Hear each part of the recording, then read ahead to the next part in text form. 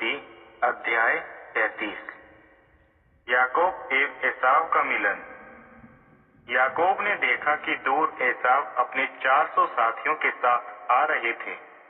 याकूब ने अपने बालकों को लिया, राहेल तथा दोनों दासियों को 2 भागों में कर दिए। उन्होंने दोनों दासियों तथा उनके बालकों को सबसे आगे कर दिया, उनके पीछे लिया और उसकी संतान तथा राहेल और योसेफ सबसे पीछे थे। याकूब सबसे आगे थे और एसाव को देखते ही 7 बार भूमि पर गिरकर दंडवत किया और एसाव के पास पहुंचे। एसाव दौड़ते हुए आए और याकूब को गले लगाया और चुंबन किया और दोनों रोने लगे। एसाव ने स्त्रियों एवं बालकों को देखा।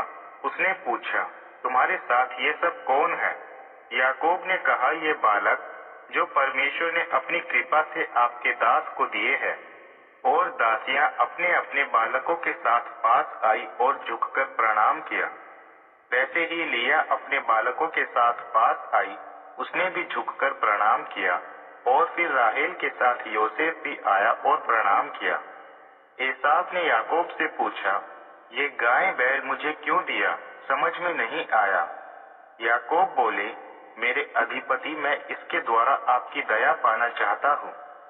एसाव ने कहा, ए मेरे भाई, मेरे पास सब कुछ है और जो कुछ तुम्हारा है उसे अपने ही पास रहने दो।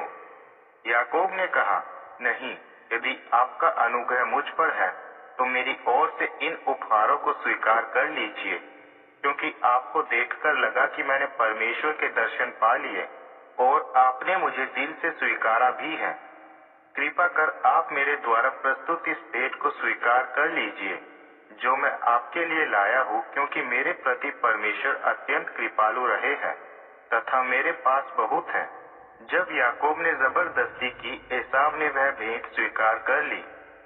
फिर एसाव ने कहा, चलो यहाँ से अपने घर चले, मैं तुम्हारे आगे आगे चलूंगा।